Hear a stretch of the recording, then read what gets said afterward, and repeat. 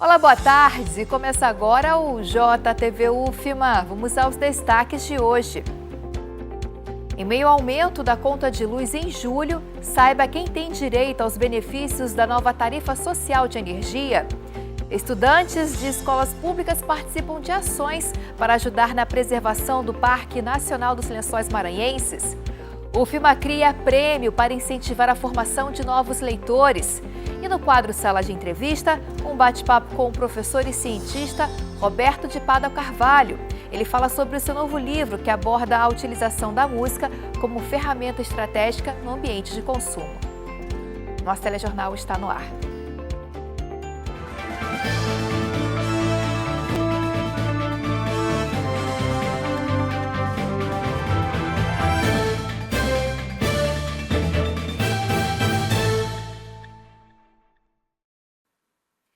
Quinta-feira, 3 de julho, hoje é o Dia Nacional de Combate à Discriminação Racial.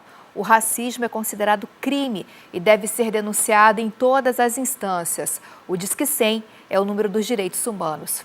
Depois do registro, vamos aos destaques de hoje com o Giro de Notícias.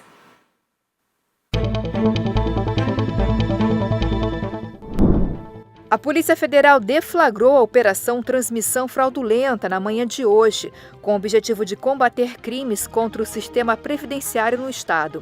A investigação, iniciada em 2022, apura a atuação de um grupo criminoso composto por contadores responsáveis por fraudar benefícios. O prejuízo estimado chega a mais de 4 milhões de reais. Uma mulher que teve 90% do corpo queimado após ter sido atacada pelo companheiro morreu nesta quarta-feira no hospital onde estava internada. Maria Domingas Fonseca sofreu agressão em sua residência no povoado Pissarra, na zona rural de São Vicente Ferre, no último domingo. O principal suspeito do feminicídio é o marido da vítima, que já está preso. Um acidente envolvendo uma caminhonete e um caminhão foi registrado nesta quarta-feira em São Luís. A caminhonete reduziu a velocidade e foi atingida na parte traseira pelo caminhão. Um idoso de 66 anos sofreu ferimentos leves. A Agência Nacional de Energia Elétrica manteve a bandeira tarifa vermelha para as contas de luz do mês de julho, ou seja, conta mais cara neste mês. Segundo a agência, o aumento no valor da conta de luz se justifica por conta da queda no volume de chuvas e da diminuição da geração de energia por hidrelétricas. Mas vale lembrar, gente, que a partir do dia 5 deste mês entra em vigor a nova medida provisória do governo federal, que dá desconto na tarifa de energia para famílias de baixa renda. Vamos saber mais informações agora com a repórter Fernanda Aroucha. Boa tarde, Fernanda. Boa tarde a você e a todos que acompanham a gente aqui no JTV UFMA. Isso mesmo, a nova tarifa social de energia elétrica para famílias de baixa renda entra em vigor a partir desse sábado, no dia 5 de julho. Entra em vigor agora em julho o programa Luz do Povo, uma nova tarifa social de energia que garante 100% de desconto para os 80 kW de consumo, ou seja, conta de luz mais barata para os quase 1.200.000 consumidores que hoje estão cadastrados na tarifa social do Maranhão. Mas vale lembrar, isso é consumo de energia. Os demais componentes da fatura continuarão sendo cobrados. Quem tem direito a essa nova tarifa são famílias inscritas no CadÚnico com renda de até meio salário mínimo por pessoa, idosos ou pessoas com deficiência que recebam benefício de prestação continuada, famílias com renda de até 3 salários mínimos que tenham entre os membros pessoa com deficiência ou doença que exija uso contínuo de equipamento elétrico e também famílias indígenas ou quilombolas cadastradas no CadÚnico. Mas para garantir o benefício, é necessário que os consumidores mantenham atualizado o cadastro junto ao CRAS ou prefeitura de cada município. Essas são as informações, eu volto com você. Obrigada, Fernanda. Estudantes de escolas públicas do interior do estado estão participando de ações para ajudar a preservar o Parque Nacional dos Lençóis Maranhenses. Patrimônio Mundial Natural da Humanidade pela Unesco. Uma imensidão de beleza que atrai maranhenses e turistas. Todo mundo quer conhecer essa maravilha oferecida pela natureza. Mas visitar não basta, é preciso preservar. Pensando na conservação do parque, diversas ações de formação estão sendo oferecidas a estudantes do 1º ao 9º ano em escolas municipais de cidades vizinhas que integram a grande área turística dos Lençóis Maranhenses. Nós estamos com um projeto Diálogos sobre Patrimônio Mundial Natural, que é um projeto que agora nós estamos nas escolas falando com toda essa comunidade e depois nós vamos também ter os momentos para trabalhar junto ao trade turístico. Todas as pessoas, e empresas que trabalham diretamente com o turismo e a comunidade serão convidados para os próximos momentos também. O turismo é um setor que movimenta a economia das cidades e faz parte do dia a dia de boa parte da população. Mas muitas pessoas que residem próximas ao parque não sabem da importância do título recebido pela Unesco. Por isso, a informação é tão importante. Aqui é uma área turística onde a maioria vive da pesca e do turismo. Essa época de julho, agosto, que é a alta temporada, é de onde eles tiram o sustento. Então eles têm que aprender desde pequenininho a valorizar, Valorizar para que não acabe, que no futuro os filhos possam desfrutar do que eles estão desfrutando agora. Crianças e adolescentes curiosos, com muitas perguntas e com vontade de aprender mais. Mas é importante desde cedo aprender a preservar o meio ambiente, né? Que bom que essa turma está entendendo a importância de se preservar o Parque dos Lençóis Maranhenses, que é Patrimônio Mundial da Humanidade. Vale destacar, gente, que o conhecimento transforma e muda vidas. E a leitura é uma importante ferramenta de transformação.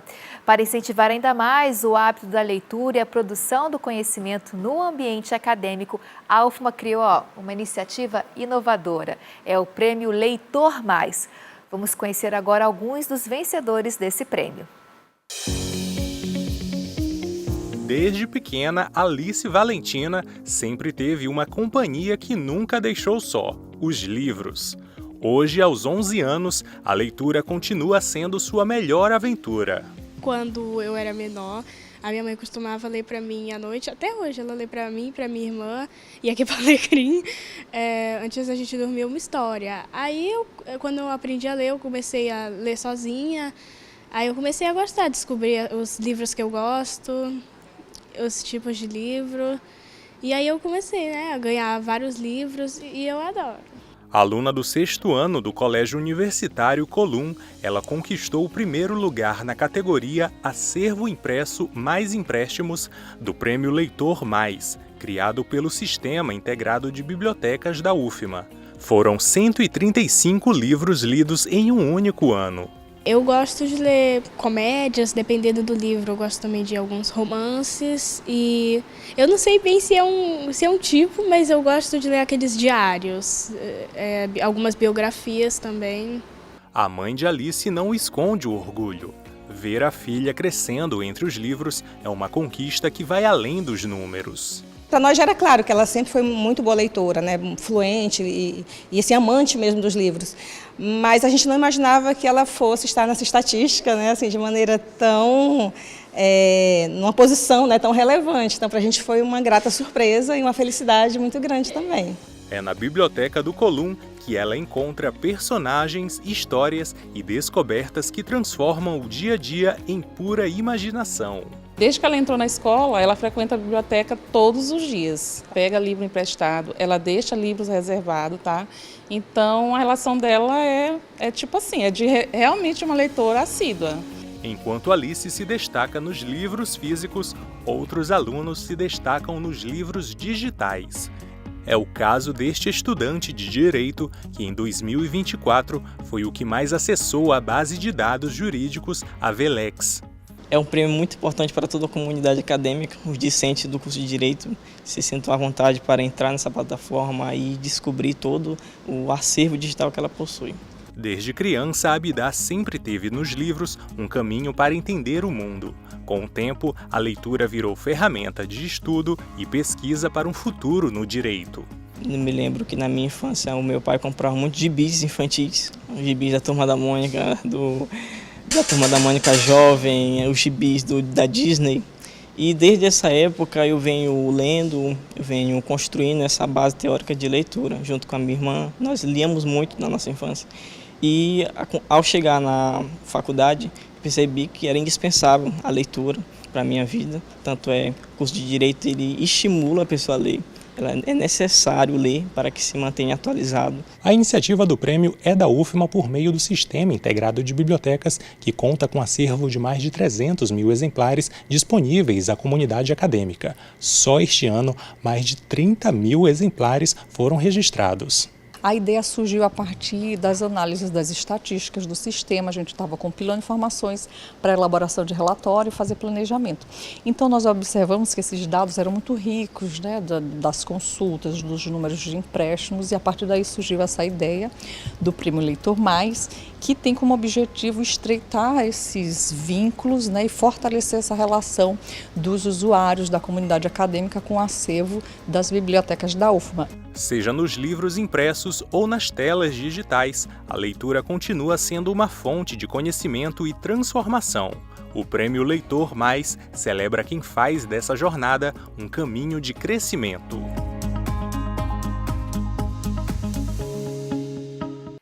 Dois grandes exemplos de leitores que vimos nessa reportagem. Parabéns a todos os vencedores do prêmio. Excelente essa iniciativa do Sistema Integrado de Bibliotecas aqui da UFMA, e a premiação ocorre hoje, a partir das 5 horas da tarde, no Centro Pedagógico Paulo Freire, aqui no Campus Bacanga. Nós vamos para o intervalo e voltamos já já.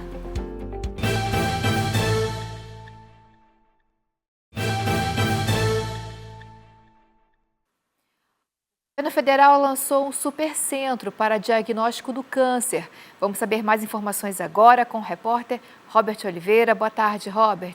Olá, boa tarde a você, a todo mundo que nos acompanha aí pelo JTV UFMA, uma novidade histórica para a área da saúde aqui no Brasil.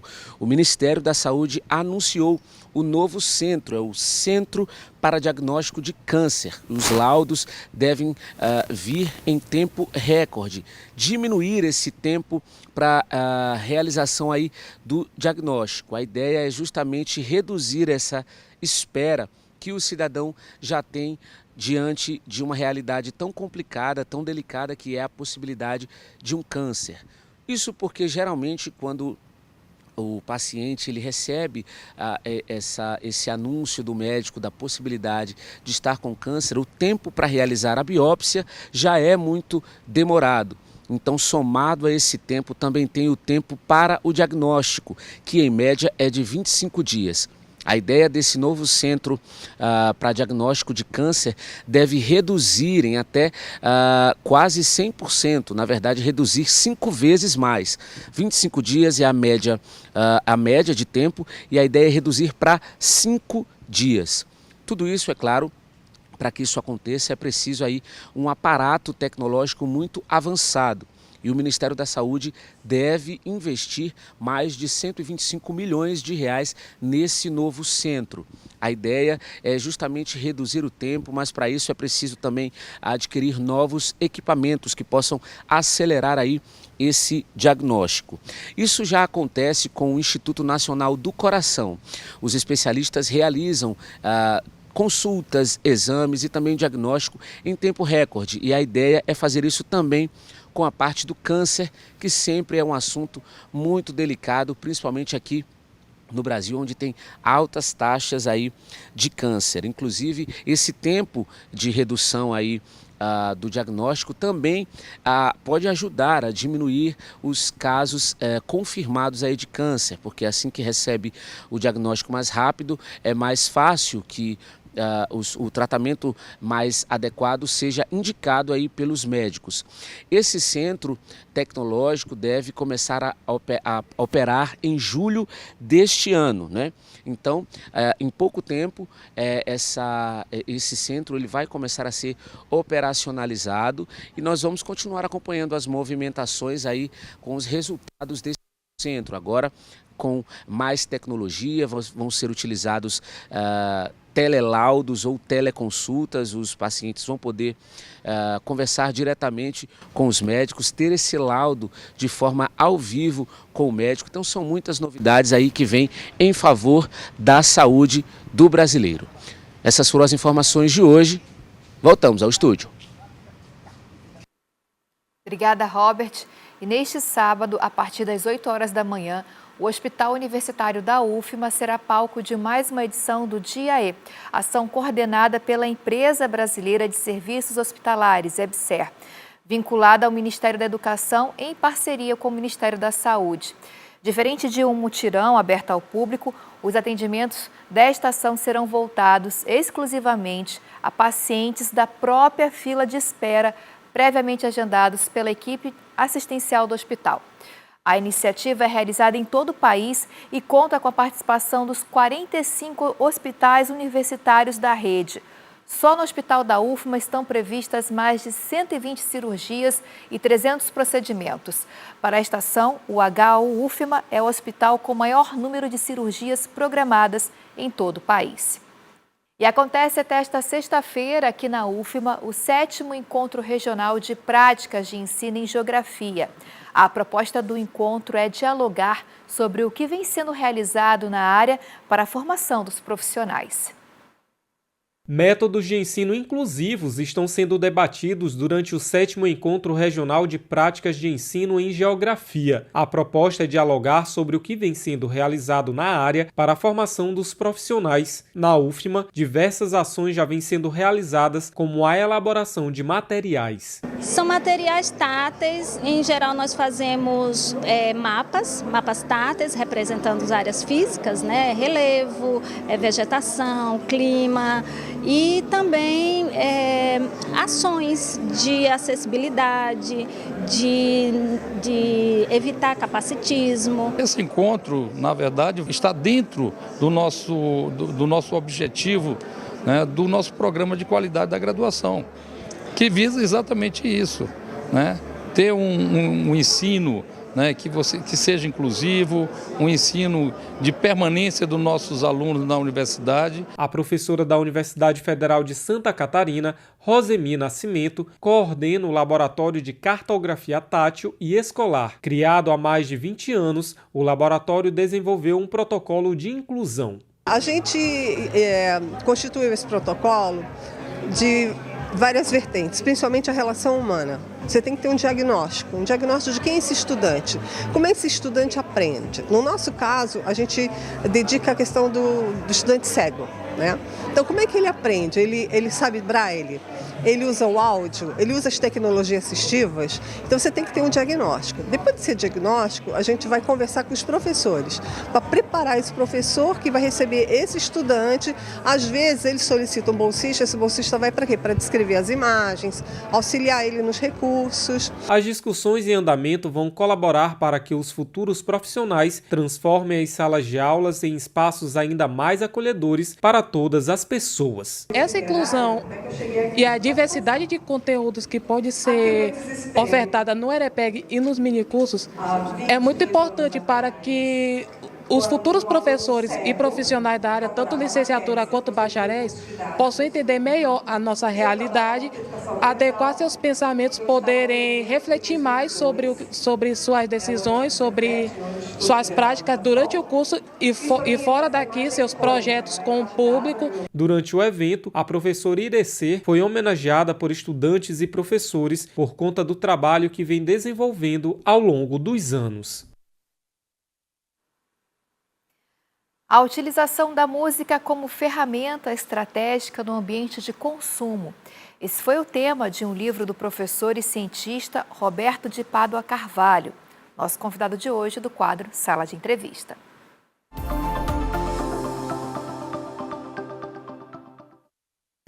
Com base na teoria musical atual e antiga de como a música age no cérebro, é que foi pensada a obra Neurociência, Marketing e Música, do professor Roberto de Pádua Carvalho Reis, que é membro também da Academia Maranhense de Ciência.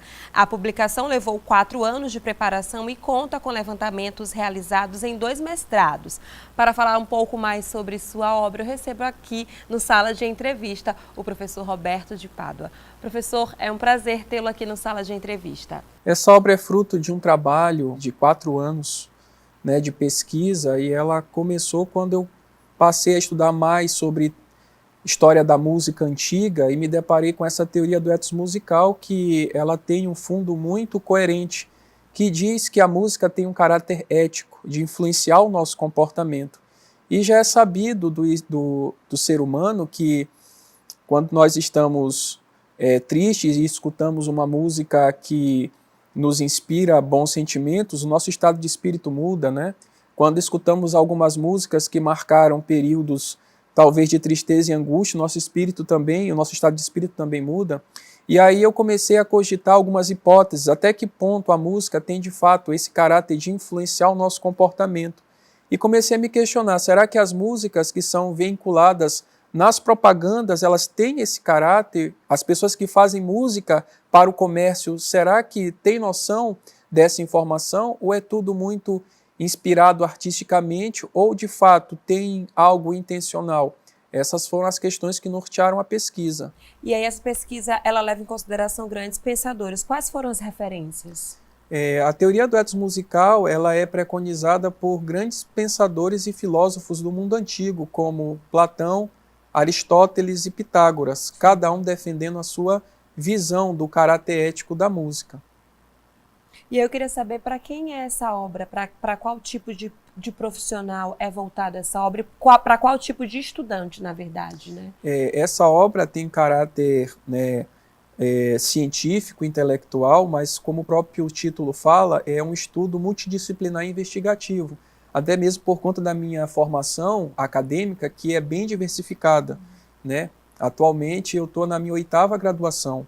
Então eu tracei para essa obra um conjunto de conteúdos, de conhecimentos que eles vão se cruzando. Então profissionais da área da administração, da gestão de marketing, da própria música, de história da música, de comunicação, eles podem ter neste livro bases sólidas e orientativas de como pensar a música através da estratégia. Que tipo de música, por exemplo, seria interessante e conivente para supermercados, lojas de roupa, restaurantes, né? Ou qualquer outras ocasiões. Que música, de fato, ela pode ser tocada com o intuito de sensibilizar, né? Não somente para as empresas, mas para todo tipo de organização humana que precisa da música, visto que a música tem um caráter ritualístico, tem um caráter social. Professor, eu queria saber aonde as pessoas podem encontrar o livro, como é que elas fazem para adquirir a obra? Elas podem entrar em contato diretamente comigo, porque como a obra ela é independente, eu ainda estou levantando os canais de venda, então elas podem entrar em contato através do meu Instagram, @RobertoReis11, que lá eu posso passar o link para a plataforma da venda e também comprar diretamente comigo.